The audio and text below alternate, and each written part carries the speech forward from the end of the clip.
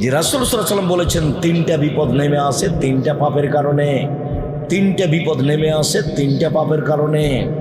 এক, ভূমিকম্প হবে। দুই, আকার আকৃতি পরিবর্তন হবে। সন্ধ্যায় থাকবে মানুষ, সকালে হবে মানব। সন্ধ্যায় থাকবে মানুষ, সকালে হবে শুকুর। এই দুটা প্রাণী হবে, শোর আর বানর। তিন, সমস্যা নেমে আসবে। এই যে দেখেন দুর্ভিক্ষ নেমে আসছে, কোথায় তেলের সমস্যা হাজার হাজার কিলোমিটার দূরে, আর এখানে বলছে তেল দেব না। আরও কত সমস্যা নেমে আসবে তিনটা পাপের কারণে। এক, সবাই যখন নেশাদার দ্রব্য পান করবে, বিড়ি, তামাক, জর্দা, সিগারেটগুলো এগুলো নেশাদার দ্রব্য নয়, অথচ নেশাদার দ্রব্য সবাই নির্দ্বিধায় খাচ্ছে। দুই, মানুষ যখন গান বাজনায় মত্ত হবে, দেখেন দোকানপাট সব গান বাজনায় মত্ত। তিন, মেয়েরা যখন নাচবে, হেডমাস্টার মেয়ে নাচায়, হেডমাস্টার বসে আছে মঞ্চের, মেয়েরা নাচছে, তার ছাত্রীরা নাচছে, যেগুলো কলেজে পড়ে সেগুলো নাচছে মাস্টারের সামনে। অবাক কথা, ওরও নাকি বাপ আছে, মেয়েটার নাকি বাপ আছে, সে বাপ নাকি তাহাজ্জুদ পড়ে, সে বাপ আবার উমরা করে। মানে ধর্মকে মজাক করা, ধর্মকে কি করা, মজাক করা। তিন চিল্লাই চলে গেছে বাপ, আর মেয়ে ঢাকা বিশ্ববিদ্যালয়ে প্রেম করে, আর বাপ তাসবিহ টিপে লন্ডনে। ধর্ম এত পাগল নয়। তিন শ্রেণীর মানুষ জাহান্নামে যাবেই। তার এক শ্রেণীর মানুষ দায়ুস, যেসব বাপ বাড়িতে বেহায়ার সুযোগ দিয়েছে, সেই বাপ জাহান্নামে যাবেই। তাহাজ্জুদ পড়লেও যাবে, হজ করলেও যাবে। দুই, যেসব মহিলারা পুরুষের পোশাক পরে, পুরুষের শার্ট প্যান্ট পরে, পুরুষের গেঞ্জি গায়ে দেয়, পুরুষের মতো চলে, এরা জাহান্নামে যাবে। তাহাজ্জুদ পড়লেও যাবে, হজ করলেও যাবে। তিন, নিয়মিত যারা বিড়ি, তামাক, জর্দা, সিগারেট, গুল, নেশাদার দ্রব্য খায়, তারা জাহান্নামে যাবে, হজ করলেও যাবে, তাহাজ্জুদ পড়লেও যাবে। আল্লাহ রাসূল বলেছেন যে যাবেই জাহান্নামে।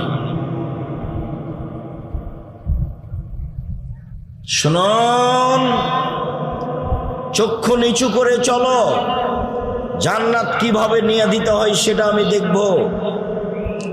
6, কুফ্ফু আইদিয়াকুম, হাত ব্যবহার করো না, ক্ষমতা দেখায় না, দাপট দেখায় না, মানুষের বদনাম গীবাত করে মানুষকে ছোট করো না, মানুষকে জেল হাজতে দিও না, মানুষের প্রতি রাহাজানি, অন্যায়, অবিচার করো না, মানুষের উপরে জুলুম করো না।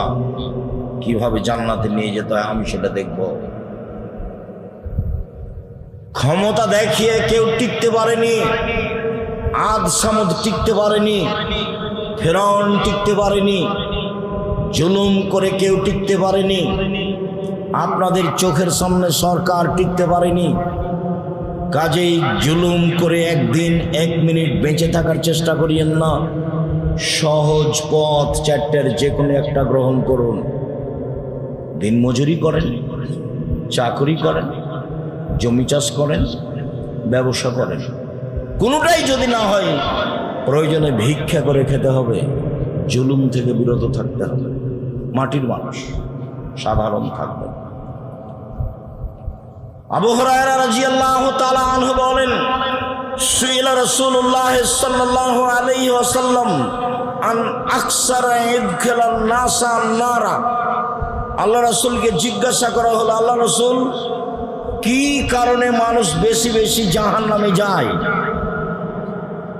জাহান্নামে যাওয়ার কারণ কি, এইটা জিজ্ঞাসা। তখন তিনি উত্তরে বললেন, শোনো, আল ফারজ ওয়াল ফাম, মুখ আর লজ্জা স্থানের কারণে মানুষ বেশি বেশি জাহান্নামে যাবে। মুখ আর লজ্জা স্থান। কই এখানে সালাত আদায় করলো না, এ কথা তো আসলো না। তাহাজ্জুদ পড়লো না, এই কথা তো আসলো না। হজ করলো না, এই কথা তো আসলো না। জিজ্ঞাসা করা হলো মানুষের বেশি জাহান্নামে যাওয়ার কারণ কি? তখন আল্লাহ রাসূল বললেন যে মুখ আর লজ্জা স্থান। মুখে কি করে?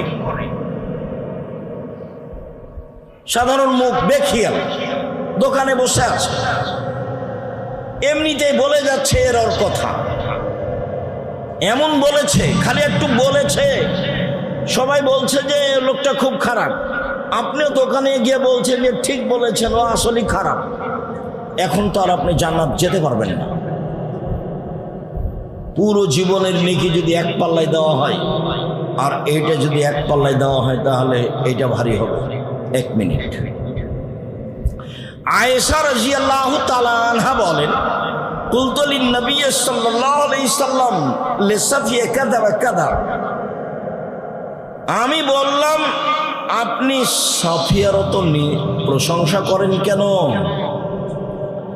সাফিয়া খুব সুন্দরী, বুদ্ধিমতী, এত প্রশংসা করেন কেন? আরে সাফিয়া তো একজন খাটো মহিলা। খাটোটা একটা দোষ। আজও মানুষ খাটো মহিলাকে বিবাহ করতে চায় না। খালি জিজ্ঞাসা করে কত ফুট লম্বা, 5.5 ফুট, 6.5 ফুট, 5 ফুট। মানে বিবাহ করলে একটা আছে। আল্লাহ রাসূল এটা বলেন। আল্লাহ রাসূল বলেছেন, তুলকাউল মারাতলে আর বাইন। পৃথিবীর মানুষ শুনে রেখো, 4টে জিনিস দেখে মেয়েদের বিবাহ করা হয়। আমি সেই 4টার কথা বলিনি। 1, লেমালেহা, মেয়েটা ধনী কিনা সবাই দেখতে চায়, তার টাকা পয়সা আছে কিনা। 2, বলে হাসাবে হাসে, বংশীয় কিনা, তার বাপ চাচারা বিত্তশালী, চাকরিজীবী, ব্যবসায়ী কিনা। 3, বলে জামালেহা, মেয়েটা সুন্দরী কিনা। সবাই সুন্দরী খুঁজে। আল্লাহ বলছেন মা তাবালাকুম, তোমাকে যাকে ভালো লাগে। দেখুন, আল্লাহ বলছেন তোমাকে যাকে ভালো লাগে তাকে বিবাহ করো। 2টা করো, 3টা করো, 4টা করো। এর অর্থ এই নয় যে শ্যামা কালো মেয়েটা বাদ পড়ে থাকে, যেটা আপনি মনে করিয়েন না। আপনিও ঘুরতে ঘুরতে ঘুরতে ঘুরতে একটা শ্যামা মেয়ে পছন্দ হয়ে যাবে। আপনি বলবেন, আম্মা ওই মেয়েটা একটু রং শ্যামা হলেও খুব ভালো, ওকে আমাকে খুব ভালো লেগেছে চালচল। হ্যাঁ আব্বা, হ্যাঁ আব্বু, সেটি আমাকে ভালো লাগছে, চলো যাই সেখানে আগে যাই। যাক, কথা করে দাও। দেখেন বিবাহ হয়ে গেল। তো আল্লাহ তাকদিরে লিখে রেখেছে, তাকদিরকে বিশ্বাস করে আগাতে হবে। ফাসফার বেজাতে দিন। আমি তোমাদেরকে বলছি, তোমরা ধার্মিক মেয়েকে বিবাহ করো। ভ্যানিটি ব্যাগ ঘাড়ে করে চলে যাচ্ছে বাজারে, একে ঘৃণা করো। নগ্ন পোশাক পরে চলে, একে ঘৃণা করো। ওকে বিবাহ করবা কেন? দেশ মেরে খেয়েছ, দুনিয়া মেরে খেয়েছ। দেখো পরেজগার মেয়ে আছে, ও কথা আল্লাহ রাসূল না করে দিলেন। আল্লাহ রাসূল বলেন, পৃথিবীর মানুষ শোনো, 4টে জিনিস দেখে পুরুষেরা বিবাহ করে, যুবকেরা। 1, অর্থ সম্পদ। 2, বংশ। 3, সুন্দরতা। 4, পরহেজগারিতা। আমি মুহাম্মদ সাল্লাল্লাহু আলাইহি ওয়াসাল্লাম বলছি, পরহেজগার মেয়েকে বিবাহ করো। আল্লাহ রাসূলের আদেশ পালন করেন, সংসার সুন্দর হয়ে যাবে। আর যে বউ নিয়ে এসেছেন ও তো হস্তিনী, সংসার ভালো হবে না তো। ও বাজারে যাবে কেন? ও তো হস্তিনী, বাজারে যাবে কেন? ওর বাজারে যাওয়ার স্বাদ কেন? ও কোন শাড়ি কিনবে ও হাত লাগিয়ে দেখবে কেন? যা নিয়ে এসেছেন তাতেই খুশি। যতদিন পর্যন্ত আপনার স্ত্রী সংসারে এভাবে কথা বলতে না শিখবে, দেখেন কোনভাবে, এইভাবে, আপনি যাতে খুশি আমি তাতে খুশি। চিকন কাপড়ে আপনি খুশি তো আমিও খুশি, মোটা কাপড়ে আপনি খুশি তো আমিও খুশি, লবণ ভাতে আপনি আনন্দিত আমিও আনন্দিত। আমার পক্ষ থেকে কোনো প্রকার অভিমান থাকিবে না, আমার পক্ষ থেকে কোনো প্রকার প্রতিবাদ থাকিবে না, আমার পক্ষ থেকে কোনো প্রকার অভিযোগ থাকিবে না। আমি অভিমান নিয়ে আপনার সাথে সংসার করতে চাই না, যাতে আপনি খুশি আমিও তাতে খুশি। তাহলে শয়তান চুপটি লেগে চলে যাবে। আর যদি ওর কাছে অভিমান থাকে, অভিযোগ থাকে, টিকতে পারবেন না। রাসূল সাল্লাল্লাহু আলাইহি ওয়াসাল্লাম বলেন, পৃথিবীর মানুষ লা তুযুল মুসলিমিনা, মুসলমানদেরকে পরস্পরে কষ্ট দিও না, ওয়ালা তুয়াইরুহুম, ওদের নিন্দা করো না, ওয়ালা তাত্তাবিউ আওরাতিহিম, তোমরা মানুষের বদনাম গীবাত পিছনে পড়ো না। এরপর আল্লাহ রাসূল বলছেন, ইন্নাহু মান ইয়াত্তাবিউ আওরাতা আখিহিল মুসলিম, কেউ যদি তার মুসলিম ভাইয়ের বোনের বদনাম করে, ইয়াত্তাবিউল্লাহু তাআলা আওরাতাহু, তাহলে আল্লাহ তার পিছনে পড়ে যাবেন, আল্লাহ তার বদনাম করেই ছাড়বেন। ওমান ইয়াত্তাবিউল্লাহু আওরাতাহু ইয়াফজাহু ওয়ালাউ কানা ফি জাওফির আলাইহি, আর যদিও মানুষের বদনাম করে, আল্লাহ যদি তার পিছনে লেগে যায়, তাহলে তাকে আল্লাহ অপমান করেই ছাড়বেন। সে তার বাহনের ভিতরে লুকিয়ে গেলেও শেষ বাক্যটি এখনো বুঝাতে পারেনি। অল্প দিন বাঁচতে এসব পরকাল হারাতে রাজি নয়। মরাতে একদিন লাগবে, আজ হোক আর কাল হোক, সেই প্রস্তুতি নিয়েই থাকতে হবে, যেহেতু মরাই লাগবে। শ্বাস বন্ধ হইলে দাপট শেষ। 17 বছরের ক্ষমতা তো আপনি দেখলেন 45 মিনিট। 17 বছরের ক্ষমতার সময় কতটুকু? 45 মিনিট। খুলনার অঘোষিত সম্রাট এরশাদ শিকদার মাথায় হাত দিতে পারেনি মেয়ে। আর ফেরাউন 1700 বছর, 1700 বছর নেতৃত্ব দেওয়ার পরে 2-3 মিনিট ডুবলো 2-3 মিনিট ক্ষমতা দেখিয়ে, দাপট দেখিয়ে, অন্যায় অবিচার করে, জুলুম করে, নির্যাতন করে, রাহাজানি করে, মানুষের বদনাম গীবাত করে, মানুষের প্রতি অন্যায় অবিচার করে, মানুষকে জেল হাজতে দিয়ে বেঁচে থাকার চেষ্টা করবেন না। মাটির মানুষ, বাস কালকে চলে যেতে হবে, নরম হয়ে অল্প উপার্জন করেন। মহান আল্লাহ বলেন, ওয়াইলুল লিকুল্লি হুমাযাতিল লুমাযা, সামনে বদনাম করে যারা, পিছনে বদনাম করে যারা, ওয়াইল নামক জাহান্নামে যাবে তারা। বদনাম করে যারা, সুনিশ্চিত ধ্বংস হবে তারা, জাহান্নামে যাবে তারা।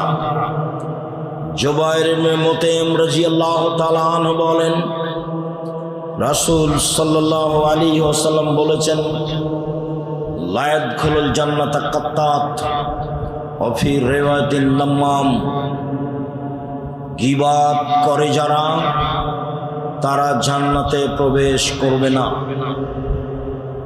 যারা চগলখড়ি করে, এখানকার কথা ওখানে লাগাই, ওখানকার কথা এখানে লাগাই, সমাজ নষ্ট করে যারা, এরা জান্নাতে যাবে না। বুখারী মুসলিম।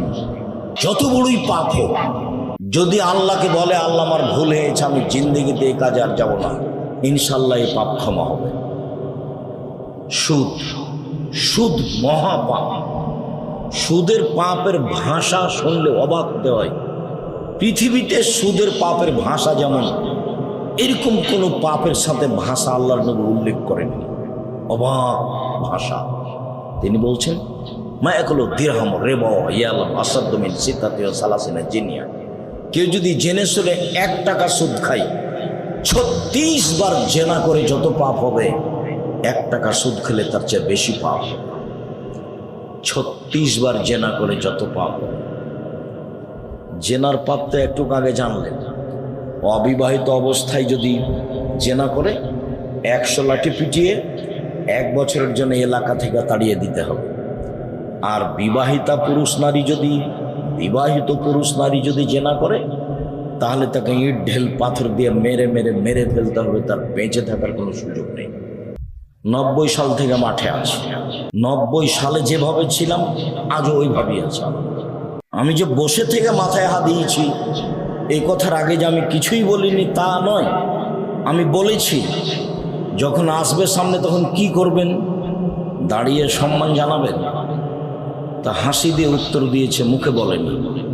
তখন আমি বলেছি অল্প দিন বাঁচতে এসব পরকাল হারাতে রাজি নয়, যা হবে হবে। অল্প দিন বাঁচতে এসব পরকাল হারাতে রাজি নয়। মরাতে একদিন লাগবে, আজ হোক আর কাল হোক, সেই প্রস্তুতি নিয়েই থাকতে হবে। যেহেতু মরাই লাগবে, শ্বাস বন্ধ হইলে দাপট শেষ। 17 বছরের ক্ষমতা তো আপনি দেখলেন 45 মিনিট। 17 বছরের ক্ষমতার সময় কতটুকু? 45 মিনিট। খুলনার অঘোষিত সম্রাটের সাথ সিদ্ধার মাথায় হাত দিতে পারেনি মেয়ে।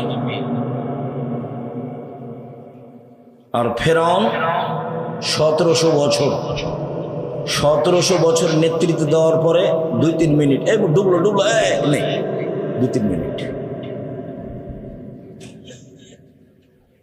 ক্ষমতা দেখিয়ে, দাপট দেখিয়ে, অন্যায় অবিচার করে, জুলুম করে, নির্যাতন করে, রাহাজানি করে, মানুষের বদনাম গীবাত করে,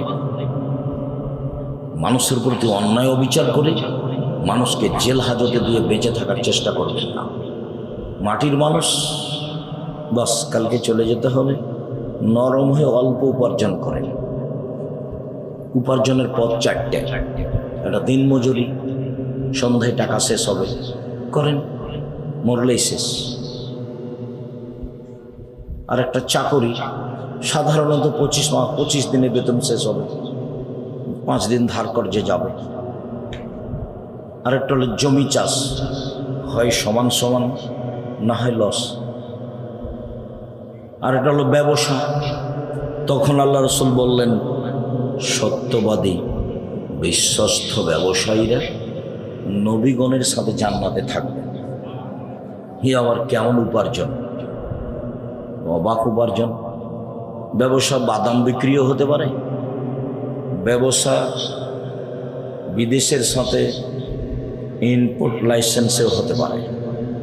বড় থেকে বড়, ছোট থেকে ছোট। যে ব্যবসায় প্রতারণা নেই, ধোঁকা ফাঁকি নেই, সে ব্যবসায়ী নবীগণের সাথে থাকবেন। আমি এ কথা বলিনি, এই কথা মুহাম্মদ সাল্লাল্লাহু আলাইহি ওয়াসাল্লাম বলেছেন।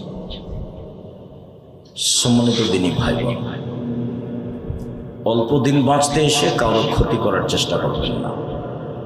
যে না যত বড়ই পাপ হোক,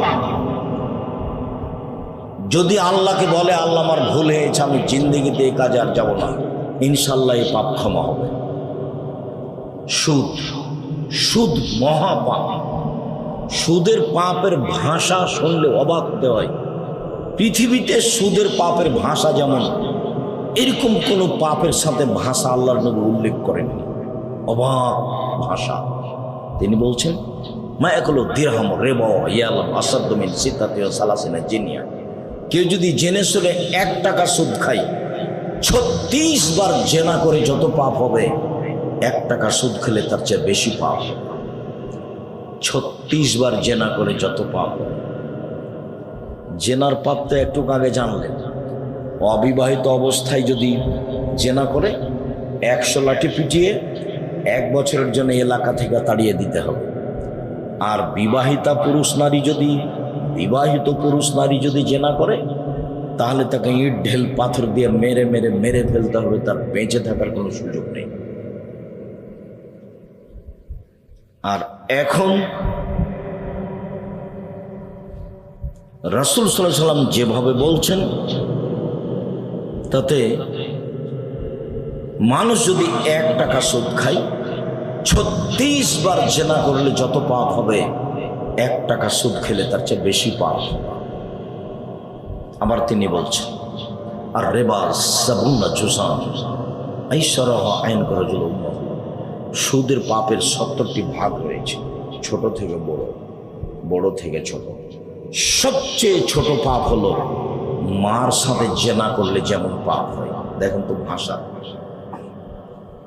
পৃথিবীতে সবচেয়ে মহাপাপ শিরক, কিন্তু ভাষা এরকম হয়। পৃথিবীর দ্বিতীয় মহাপাপ বাপ মায়ের অবাধ্য চলা, কিন্তু ভাষা এমন নয়। পৃথিবীর তৃতীয় মহাপাপ মিথ্যা সাক্ষী দেওয়া, কিন্তু ভাষা এমন নয়। পৃথিবীর চতুর্থ মহাপাপ মানুষকে হত্যা করা, কিন্তু ভাষা এমন নয়। অবাক হতে হয়, সুদের পাপের ভাষা।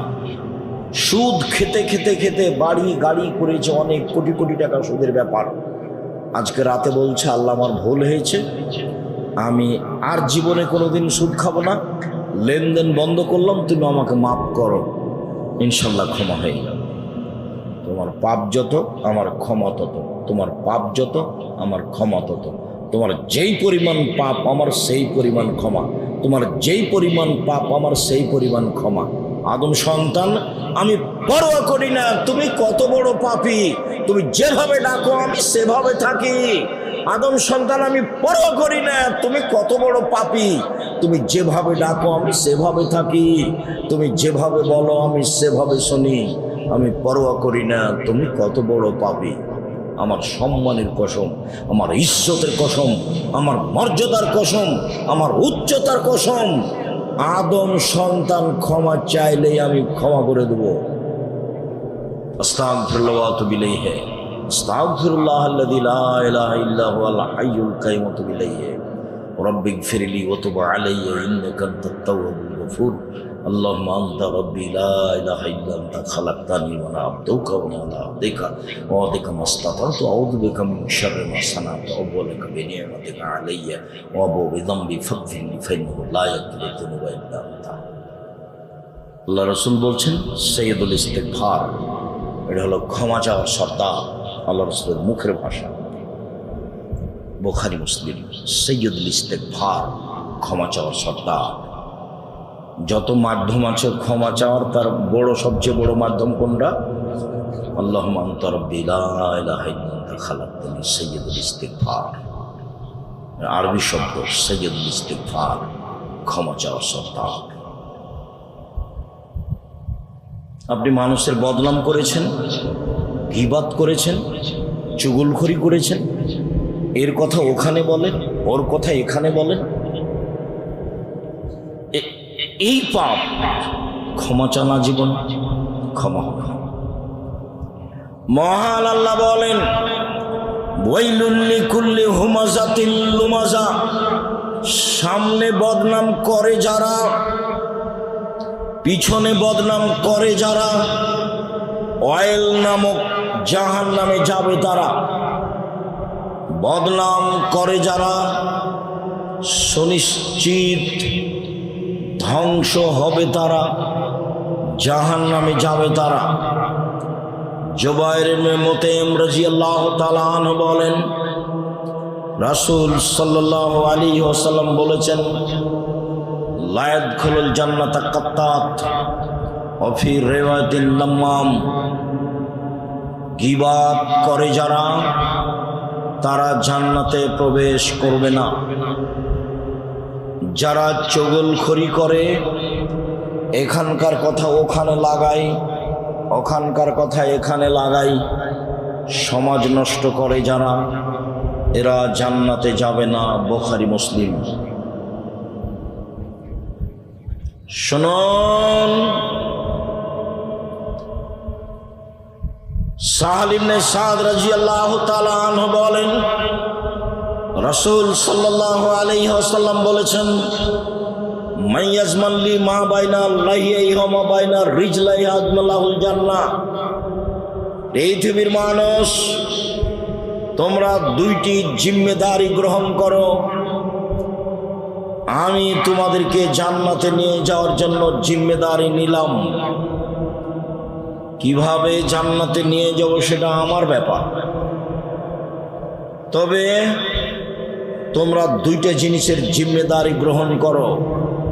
এক, মুখে বদনাম করো না, মুখে গীবাত করো না। বিচারের মাঠে আমি বাকিটুকু দেখে নেব কিভাবে জান্নাতে নিয়ে যাওয়া লাগবে। বুখারী মুসলিম।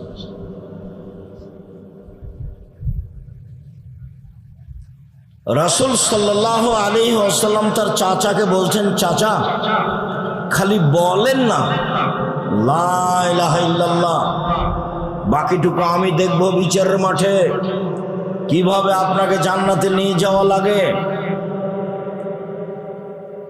পাশে আবু জাহাল এরা বসেছিল, তারা বলল, আবু তালেব মরার কালে ধর্ম ত্যাগ করবেন, কিয়ামত পর্যন্ত আপনার নামে বদনাম থেকে যাবে। আবু তালেব মরার সময় ধর্ম ত্যাগ করেছে। আবু তালেব শেষ পর্যন্ত বলল, ভাতিজা আমি তোমার কথা গ্রহণ করতে পারলাম না। কিছুদিন পরে চাচা মারা গেল। আলী রাদিয়াল্লাহু তাআলা আনহু এসে বললেন, আপনার চাচা মারা গেছে। আল্লাহর নবী বললেন, যাও ওকে নিয়ে গিয়ে মাটি খুঁড়ে গর্ত করে মাটিতে পুঁতে দাও। তার জানাজা হবে না, তার গোসল হবে না, তার কাফন দাফন হবে না। পৃথিবীতে মুহাম্মদ সাল্লাল্লাহু আলাইহি সাল্লামকে ভালোবাসার লোক তার চাচার চেয়ে পৃথিবীতে কেউ ছিল না। কেউ যদি দাবি করে সেটা মিথ্যা দাবি হবে। পৃথিবীতে তার আশ্রয়স্থল ছিল, তাই আশ্রয়স্থলই ছিল তার চাচা। চাচাকে একটা কথা বলেছিলেন, চাচা লা ইলাহা ইল্লাল্লাহ বলেন, বাকিটুকু আমি দেখব কি করা লাগে। তার চাচা এটা গ্রহণ করেননি। মরার পরে খবর পেয়ে তিনি বললেন, যাও তাকে মাটিতে পুঁতে দাও। তার জানাজা হবে না, তার গোসল হবে না, তার কাফন দাফন হবে না। আমি মুহাম্মদ সাল্লাল্লাহু আলাইহি সাল্লাম তার জন্য ক্ষমা চাইতে পারবো না। আমি আমার মায়ের জন্য ক্ষমা চাওয়ার অনুমতি চেয়েছিলাম, হয়নি। আমি আল্লাহকে বলেছিলাম আমার মায়ের জন্য ক্ষমা চাইতে পারি। আল্লাহ আমাকে বললেন, না। আমার মায়ের কবর দেখতে যেতে পারি? হ্যাঁ, যেতে পারে। ইব্রাহিম আলাইহিস সালাম তার পিতার জন্য ক্ষমা চেয়েছিল, হয়নি। বিচারের মাঠে ক্ষমা চাইবেন, হবে না। শিরক করে মরে বিচারের মাঠে জান্নাত হবে না, শিরক মহাপাপ। রাসূল সাল্লাল্লাহু আলাইহি সাল্লাম বলেন, মান ইয়াজমানলি মা বাইনাল রাহিয়াই ওয়া মা বাইনা রিজলাই হাজবুল জান্নাহ। যে ব্যক্তি মুখের জিম্মেদারি নিবে, যে ব্যক্তি লজ্জা স্থানের জিম্মেদারি নিবে, আমি মুহাম্মদ সাল্লাল্লাহু আলাইহি সাল্লাম তাকে জান্নাতে নিয়ে যাওয়ার জিম্মেদারি নিলাম। রাসূল সাল্লাল্লাহু আলাইহি সাল্লাম বলেন, ইজমানুল সিত্তান মিন আনফুসিকুম আজলাকুল জান্নাহ। পৃথিবীর মানুষ, তোমরা 6টা জিনিসের জিম্মেদারি নাও, আমি তোমাদের জান্নাতে নিয়ে যাওয়ার জিম্মেদারি নিলাম। 1, অসদুকা ইযা হাদাসতুম, কথা বললে সত্য কথা বলো।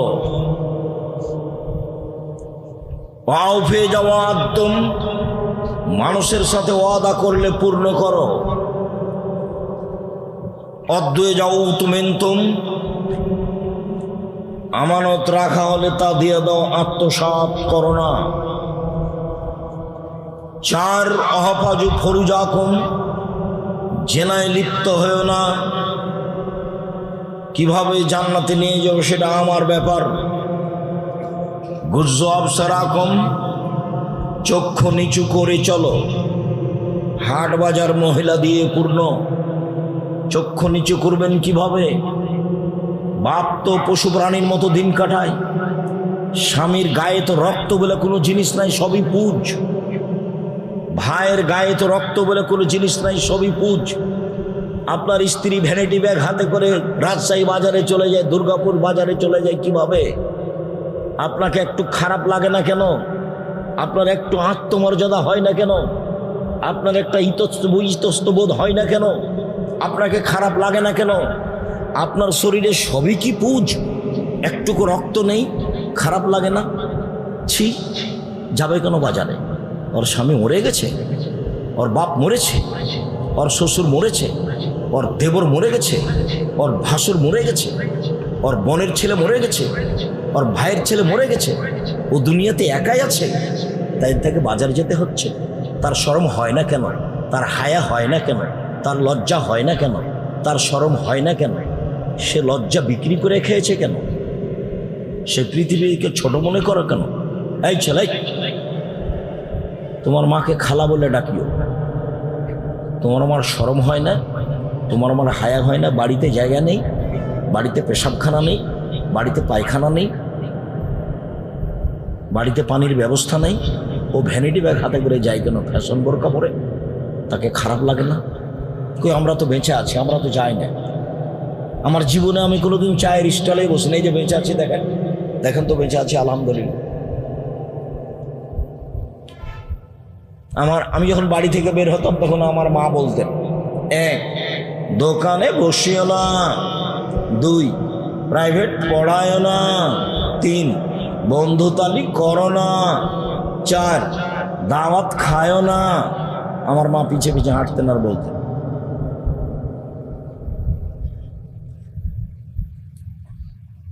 তো দোকানে বসি না।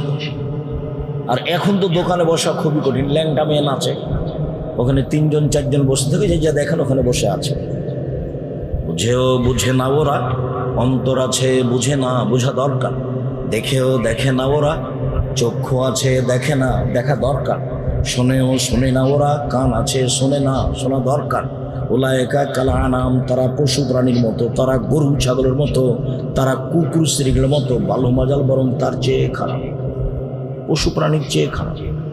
ল্যাংটা মেয়ে নাচে, দোকানে বসে আছে, ওকেই জিজ্ঞাসা করেন, এই ছেলে তোমার আব্বাকে জিজ্ঞাসা করিও তো, টুপি মাথায় দোকানে বসে আছে, আব্বা আপনি কেমন মানুষ? তখনও বলে নাকি যে আমি পরহেজগার। বলছে যে আব্দুর সাহেব খুব দোয়া করেছি, কবুল হয় না। কবুল হবে কি দিয়ে? মোবাইল তো আছে, বিশাল মোবাইল। ল্যাংটা মেয়ে দিন রাত নাচছে।